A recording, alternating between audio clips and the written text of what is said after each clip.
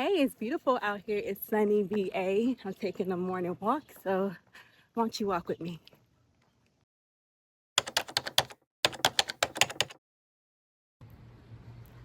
Hey friends, what is up? It is Dr. Burgundy and welcome back to my channel. I am taking my first walk since I had surgery, brain surgery last Friday, not this past Friday, but last Friday. It's been a week of some change and I'm feeling really good. Okay, I'm really happy. And today I worked out, where I say work out loosely for the first time since the surgery. I actually just did a 30-minute Mandy Morrison full body stretch. It was amazing. I do a lot of her stretches. I'm going to put a link to her video if I can. I'm not sure if YouTube will let me put it there or not. I'll put it in the description. She has so many good stretches and workout videos, and it was right on time. So I did that this morning, and then so now I'm out here walking for at least an hour just to feel my body and just get my body back into the routine of movement, building back up endurance, and burning some calories. Now, when I looked at my discharge paperwork from my operation, I saw that I weighed 138. Yes, okay, because baby, when I first started this channel, one of my goals was to get down.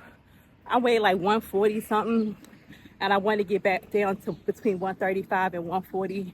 And as I was losing weight, I was like, okay, actually, like 135 might be a little too skinny for me. Because most of my life I weighed between 130, 135. And to me, not to knock anybody in your body type, but to me, I thought 140 is kind of thick.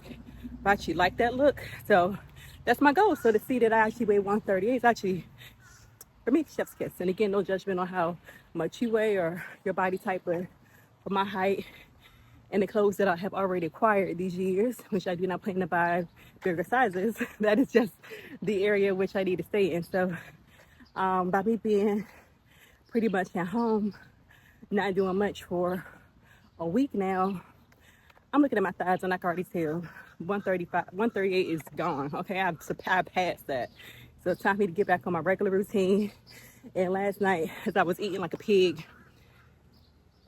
like we can do sometimes, which I don't mind, I really enjoy doing, but I'm like, B, chill out.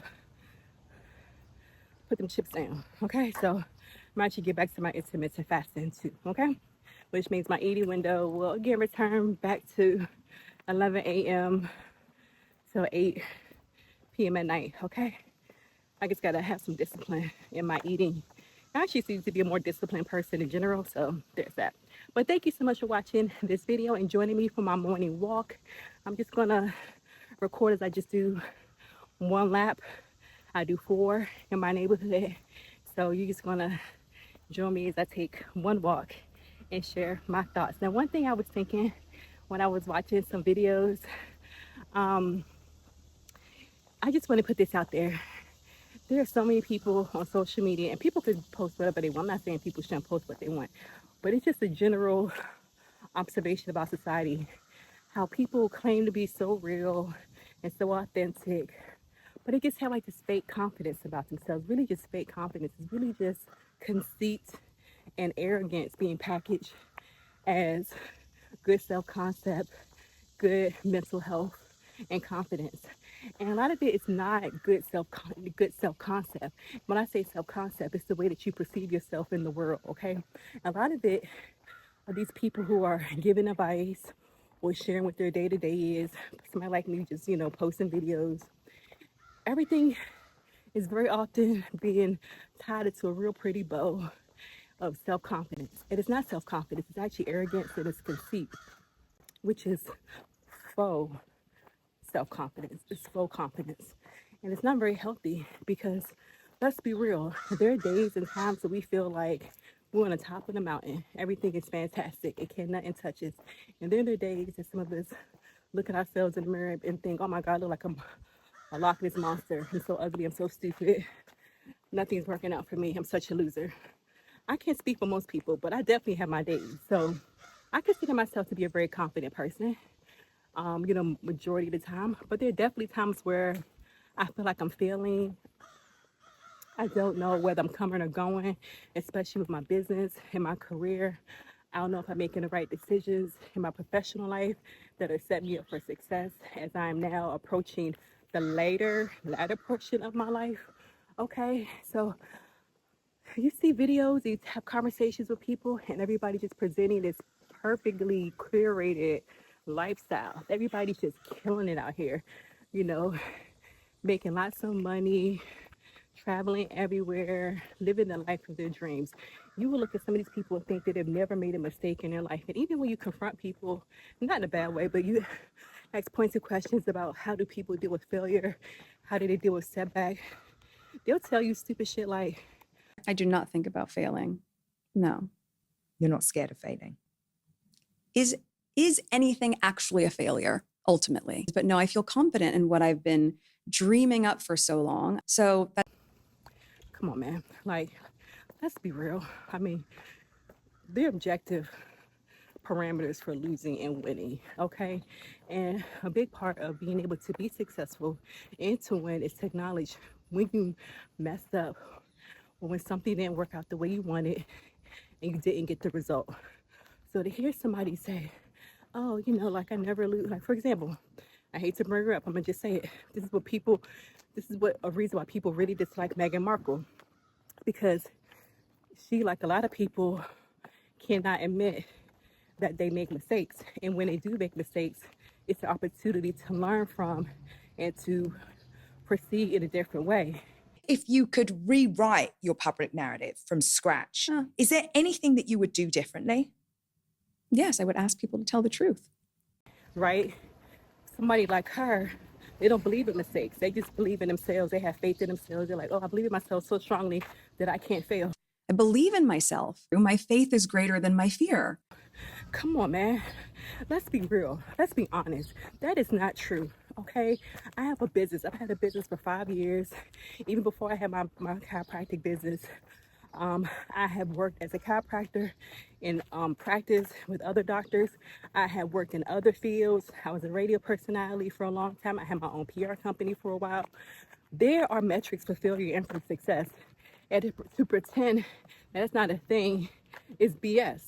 You know, you could look at your life, you could look at your bank account, you could look at your retirement, you could look at the status you have with friends and family to determine whether or not you're winning or you're losing, whether or not you're making right decisions or wrong decisions. And sometimes you have to really look at yourself and say, hey, you know what? Based upon the results that I'm seeing, I could do things better. Perhaps I didn't, you know, maybe I didn't, for example, maybe I didn't keep up with my credit, so now I have bad credit. That's a failure. Let's be real. Or maybe maybe I did leave this relationship what I should have, and now, you know, I'm tied to this person for life because I had kids with them and I really should have left them after the first kid. That's failure. Or maybe I should have been rude to customers or rude to my boss and put myself in a position where now I'm about to get fired from my job. That's a failure, okay? Or maybe I should have picked the wrong major. That's a failure. Or maybe I should have not given up so easily. That's a failure. Or maybe I shouldn't have been eating like a maniac all day, every day, and now I weigh 300 pounds. I'm just completely lost and don't know what to do. Those are failures, okay? Or maybe I should have, you know, turned myself away from my faith, you know, and now I'm lost, I'm flowed. I don't know what to believe and who to believe. That's a failure, okay? It is what it is. Nobody's saying that because you fail or we fail that we're bad people or that we're losers. Okay, yeah, there's times where I say, God damn, like I feel like a loser. Like, I don't feel like I'm really killing it the way I should. And that's not because of my perception based upon the people around me, but because of what I want for myself, how comfortable I want to be. My determination of success and failure is how comfortable am I, and how comfortable will I be a year from now or 5 years from now. If I can't be comfortable, meaning physically where I am and also financially, the ability to be able to take care of myself, comfortable in the circle of friends that I have around me where I feel loved and supported, if I was so comfortable, to me, that tells me I'm not as successful as I should be or could be, and that definitely there are things that I could have done to perhaps make myself more comfortable, i.e. more successful, based upon my terms of what I think success is. So yeah, we can't fail, you know, and to say that we can't fail and there's no such thing as failure, it's pure fakery, it is pure BS, and it's not real. We can definitely fail. There's no problem with acknowledging that you have failed, okay?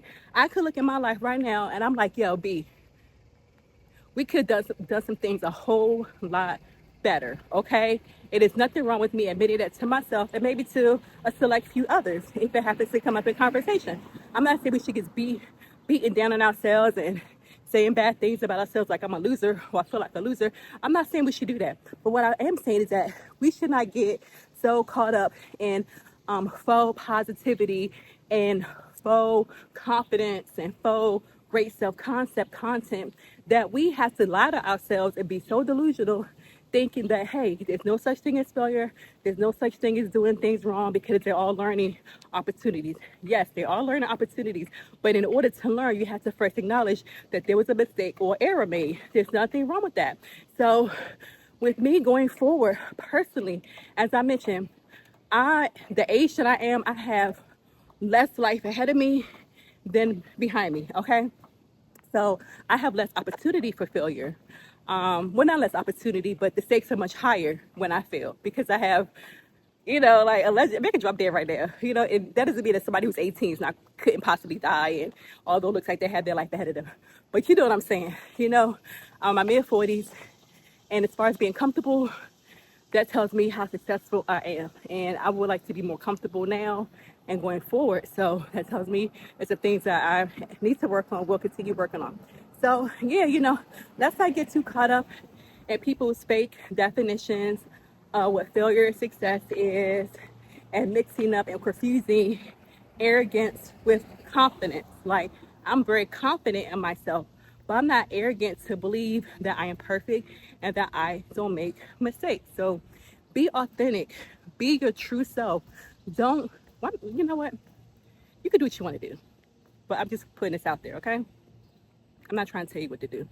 But for myself, I'm choosing to first recognize that people are actually not being authentic, okay? And to me, being authentic is being able to recognize that, hey, I'm not perfect. I make mistakes. You dig? Like, the only person who's perfect on this earth was Jesus, last time I checked, and I am not him. Okay? So, and that's only if you believe that. That's just what I believe, right? You can believe whatever you want to believe. But if y'all on this internet, if y'all on Al Gore's internet up here saying that your life is perfect, you don't make mistakes, God bless you and good luck with that. Over here, this channel, yeah, you go hear me mention that I make mistakes for sure. And the fact that those mistakes, hopefully going forward, will not be repeated and I can have a better outcome. You dig? Okay, so that's what I'm doing over here. I appreciate you watching this video. I'm almost at a full lap for this walk. Thank you so much for watching. I hope what I said was helpful. I don't know, maybe I'm just ranting and bitching and judging people. Maybe that's the case. I'm gonna look back at this video and see if it's not at least encouraging or motivating in some way. If it's not, then I'm not gonna put it up. But these words I just spoke came from my heart to you, and it circled back to me and some encouragement. And basically, the thief of happiness is comparison. That's the gist, okay? Don't compare yourself to other people on this internet saying that there's no such thing as mistakes. You don't make mistakes, everything is perfect. Just keep doing you. And that means that you have a good concept for yourself and you're confident. No, baby. That's not being confident. That's just being delusional, arrogant. And we could do better, okay? And we're gonna do better because we are better. We are better, okay? We're better than the version of ourselves. Okay, hopefully. All right, so man, it's a gorgeous day out here. I'm so blessed to be able to see it. Thank you, God. I'm so happy. Whew. Just to think that I could be dead right now. Not to be dramatic, but I'm not gonna lie to you. The few days leading up to my brain surgery, I had so many crazy thoughts of dying and like not waking up when they put me to sleep. And what happens when they put you to sleep and when you die, and if there's a void and a light, and if I see people I know, and if I even want that. I was scared. I really thought I was gonna die. And back in the day, I didn't really care if I died, but now I care. And the main reason why I care, this may sound dumb, but it's how I feel. The main reason I care about dying is because I'm not comfortable, okay? I'm not comfortable with where my life is. I'm uncomfortable with my status, right? So for some people, that may be a reason that they want to die. No, I just know I could do better, and I want more opportunity to do better and to leave a better mark. You know, sometimes I think that I'm mean to people. You know, I'm not a good auntie. I'm not a good sister. I'm not a good daughter. I'm not even a good girlfriend. You know, so I just want to do better, okay? And that's being authentic. Realizing that, damn, I could do better. So thank you, God, for giving me another chance to do better, to be better, okay? And to me, that's confidence, knowing that as long as I try and use my brain to think before I make swift decisions and put down my emotions very often, then I can do better and be better. So that's the moral of this video. Thanks for watching. Until next time. Hi, good morning. Hello, good morning. Hi. Until next time. See you. Take care.